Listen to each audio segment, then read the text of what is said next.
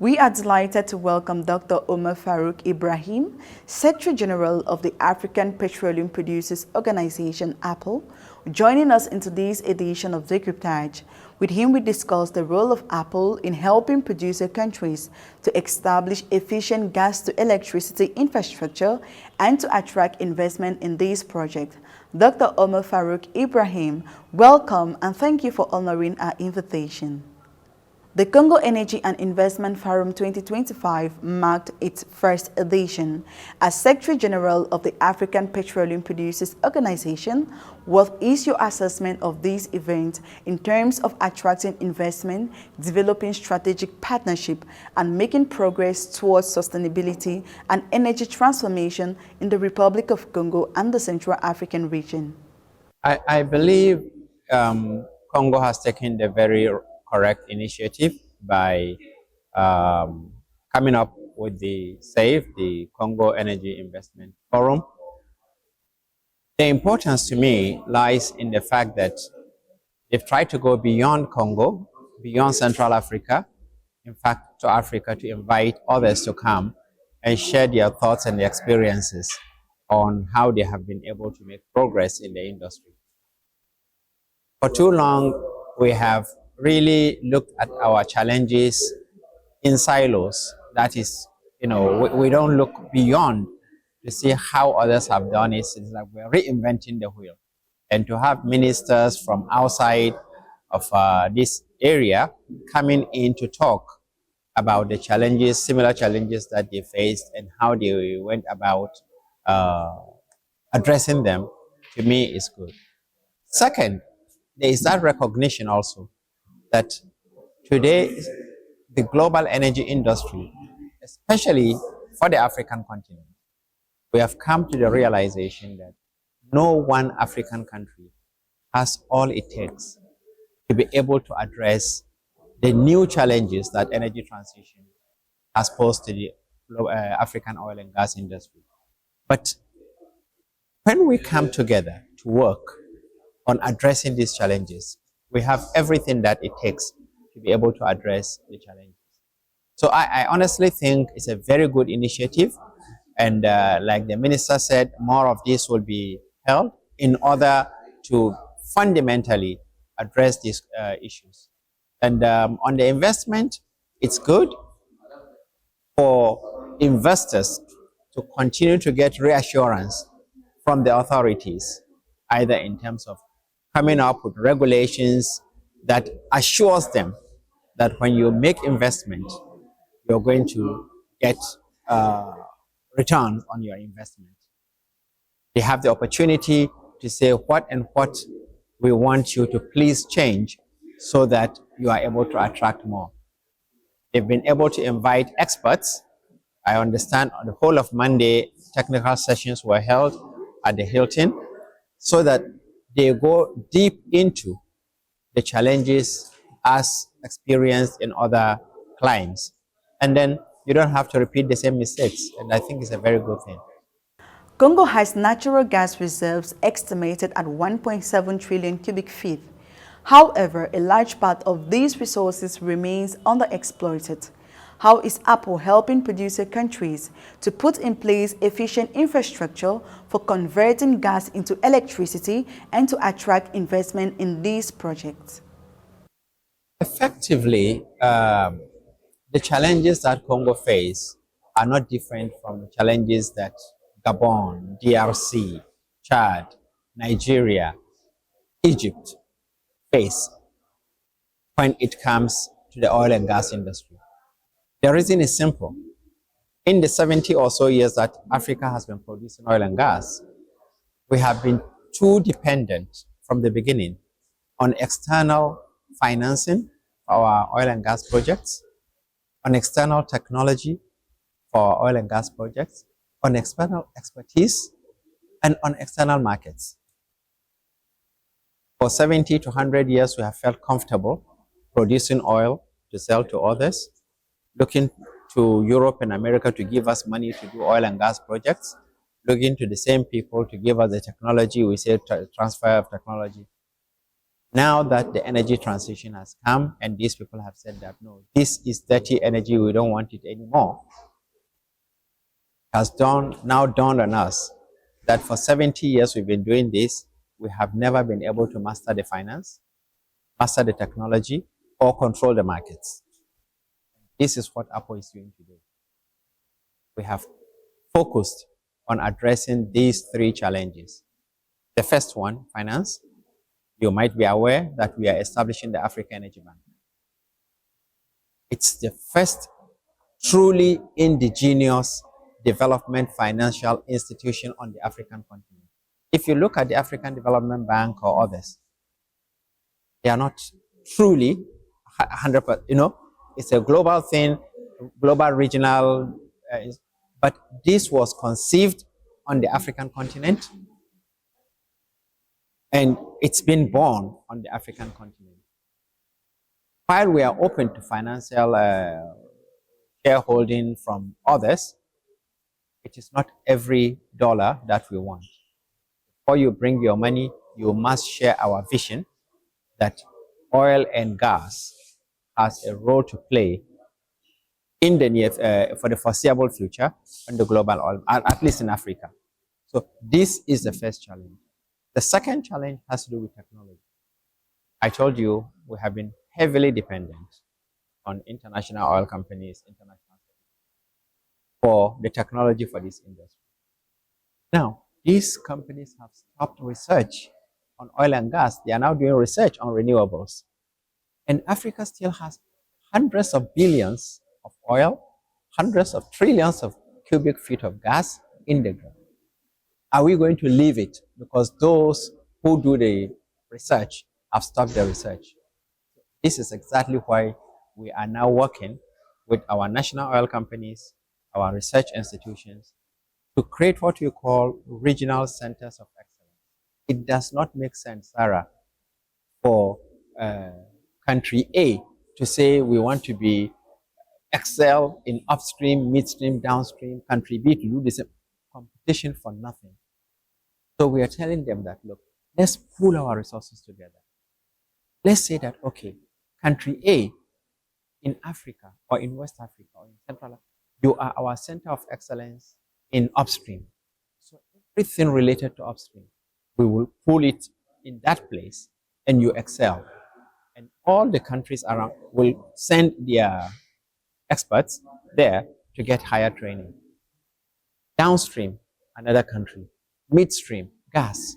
By the time we do, this is how Europe has been able to integrate everything. We don't. In Africa, Congo wants to say they are the best in upstream, in midstream, in downstream, in everything. Their neighbor Gabon wants to do the same thing. Nigeria wants to do this. No, we are dissipating our resources. Thank God, our leaders have come to understand this, and that's exactly what they are doing. The third has to do with marketing. All the oil and gas that we produce, or most of it, 75% of the oil that Africa produces today, we export it outside of Africa. 45% of the gas that we produce today, we export outside of Africa. Yet, Africa has the largest proportion of its people living without access to modern energy. 600 million Africans don't know what electricity is about. Nearly 1 billion Africans don't have access to modern energy for cooking, etc. Yet, we are the ones exporting this. If we focus on that 75% and 45%, securing it for our people, believe me, we will change the lives of the vast majority of our people. That's what we are trying to do.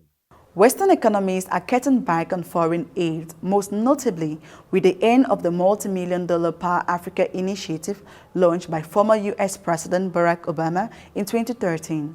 Given this trend, how should Africa fill the gap? That's exactly what we've done now by trying to get a replacement for it, alternative. That's the African Energy Bank.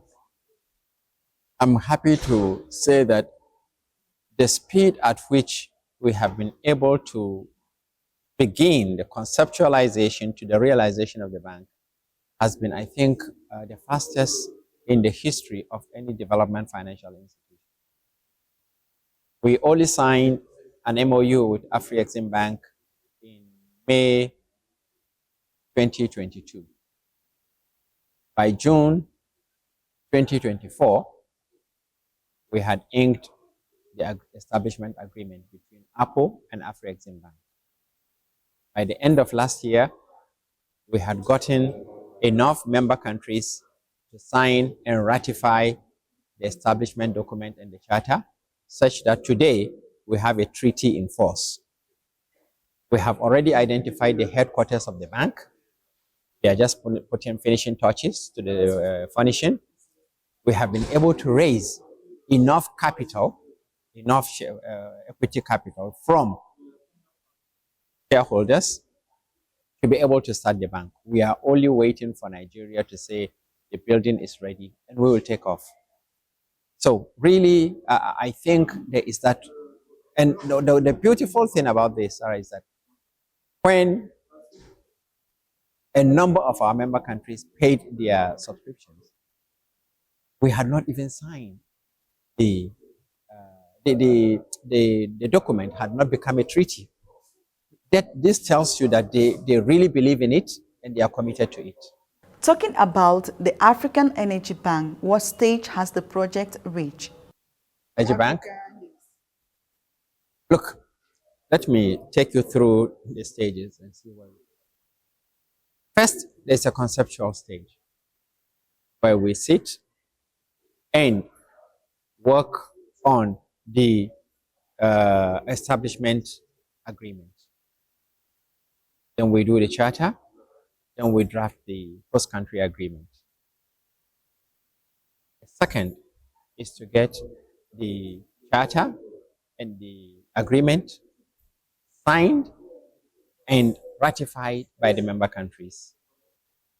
Third is to identify which country is going to host the headquarters, identify the building that will host the headquarters, sign a host country agreement with, agree first of all with the government on the conditions for the host country agreement, sign this, raise the required capital, and finally get all the necessary. To be honest, it's not, the African Energy Bank is a supranational bank. So it's not going to be under the control of any central bank. The fact that it's located in Nigeria doesn't mean that the Nigerian central government, no. It's like African Development Bank or Afri-Exim Bank. Get all of these things registered. And then you declare the bank, launch the bank, and then it goes into operation. The conceptualization stage has been finished. The signing of the establishment agreement and the charter has been done. The signing by member countries and the ratification has been done. We have raised the required funds. We have identified a country. We have been shown a building. Now they are furnishing the building. So the next thing is hand over the keys to us and we will put a date for the launching of the bank. Then we hire the staff. We have already hired a consulting firm, PwC, to help us with the project management of the bank, the takeoff of the bank. So we've come to the really. What is APPO's approach to the decarbonization agenda in Africa? Tough one. Look, our position is that the mess called the climate challenge, environmental challenge, etc., wasn't caused by us.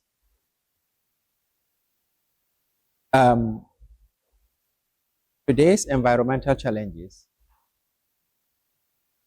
are an accumulation of activities by today's developed countries going all the way back to over 150.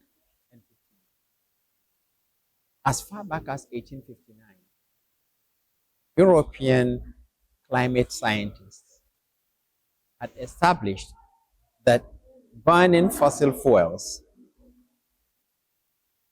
emit greenhouse gases, and it is not healthy for the environment.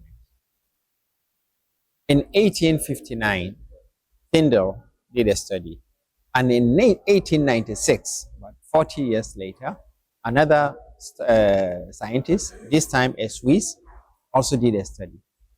But Europe and America decided to put these studies in the shelf and love them.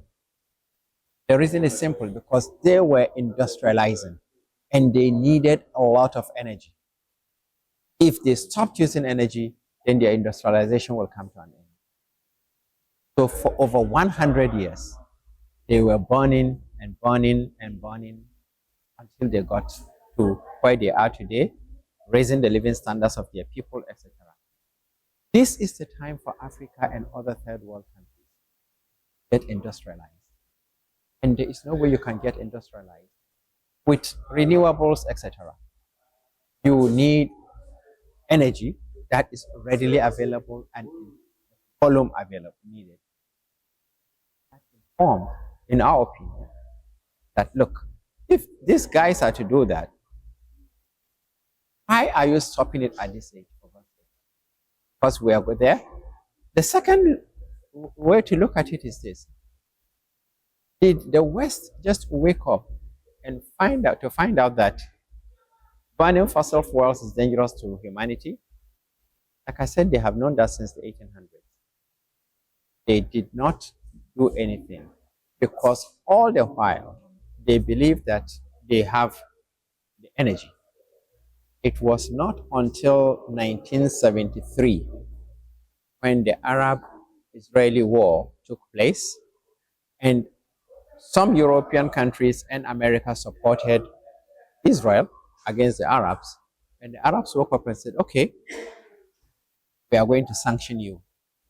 And they stopped supplying oil to the United States and to about 4 European countries.